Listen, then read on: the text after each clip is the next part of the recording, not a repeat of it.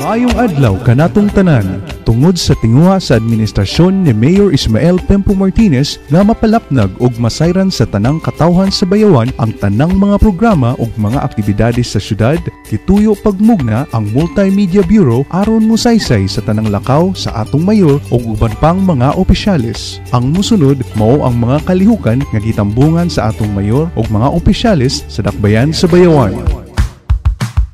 Nobyembre 16, 2015, human sa Monday morning program, nitambong og nahimong mamumulong si Mayor Ismael Pempo Martinez kuyog ni Konsehal Charlo Hamin sa gipaygayon nga pag-instalar sa bagong Assistant Division Superintendent nga mao si Dr. Maria Teresa V. Avanzado didto sa Bayawan City Division Office nga gitambungan usab sa mga nagkalain-laing magtutudlo ning dakbayan nga gipanguluhan ni Mrs. Ofelia Hermosa.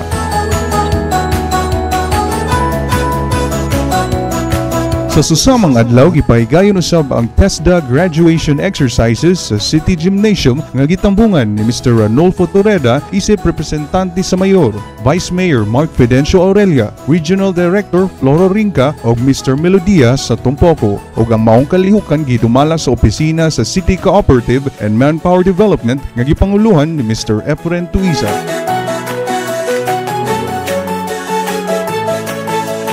Nobyembre 17, 2015, nahimong mamumulong sila ni Konsehal Charlo Hamin ug Mr. Ranulfo Torreda, isip representante sa mayor sa gipaygayon nga Child Sexual Abuse Prevention Week sa temang labanan ang pag-aabusong sexual sa mga bata nauna nga gitambungan usab sa mga estudyante sa nagkalain-laing eskwelahan ning dakbayan.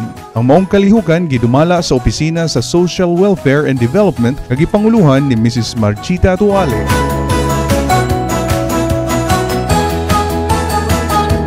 Gipaygayon ang usa ka panagtigom didto sa Liga Building ning dakbayan nga may kalambigitan sa Household Electrification Program nga gitambungan ni Mayor Ismael Pempo Martinez kuyog sa mga kawani sa Department of Energy. Katuyuan sa maong panagtigom mao ang pagpanghatag og mga solar equipment ngadto sa mga panimalay nga dili pa maabot sa serbisyo sa Noreco. Nitambong usab ang mga opisyales sa nagkalain-laing barangay ug mga beneficiaries.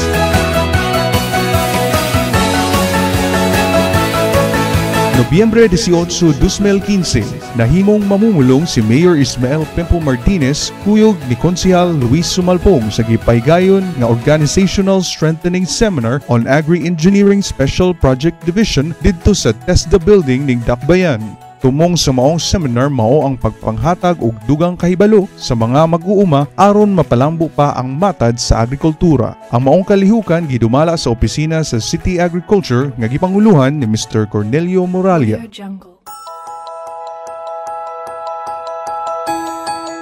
Sa susamang adlaw nitambong og nahimong mamumulong silang Mayor Ismael Pempo Martinez kuyog nilang Congressman Pride Henry Teves, Konsehal Luis Sumalpong, Konsehal Ernesto Tihing, Konsehal Charlo Hamin, Konsehal Henry Carrion ug Konsehal Jonas Trias sa gipaygayon nga Barangay Kansumalig General Assembly.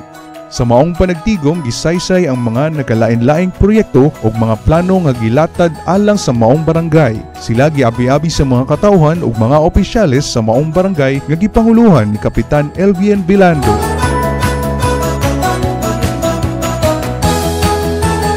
Gisundan kini sa usa ka inauguration and blessing ceremonies sa Severino Martinez Health Center sa Barangay Villarreal nga gitambungan usab sa mga opisyales ning dakbayan, mga kawani sa Department of Health, mga katawhan sa maong barangay ug mga opisyales nga gipanguluhan ni Kapitan Severino Capulso.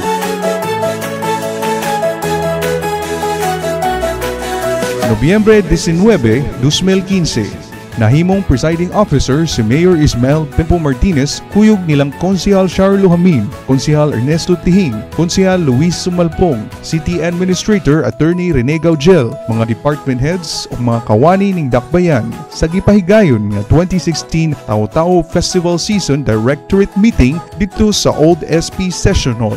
Tumong og tuyo sa maong panagtigom mao ang paghanay sa mga nagkalain-laing aktibidades nga gilatad alang sa maong kasaulugan.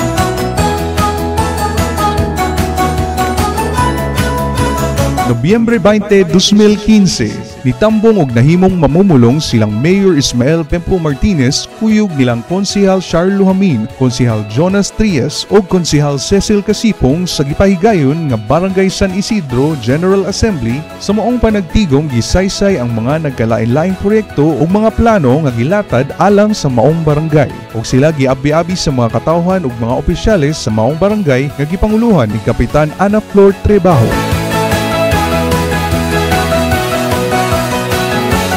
Nobyembre 20 hangtod 21, 2015, gipahigayon ang duha ka adlaw nga Citywide Cooperative Assembly sa temang Kooperatiba ika-100 taong pagpupugay tulay sa maunlad na buhay didto sa Bayawan City Technology and Livelihood Development Center nga gitambungan o gipamulungan nila ni Mayor Ismael Pempo Martinez, Konsehal Charlo Hamin, Konsehal Luis Sumalpong o mga miyembro sa nagkalain-laing kooperatiba ni Dakbayan.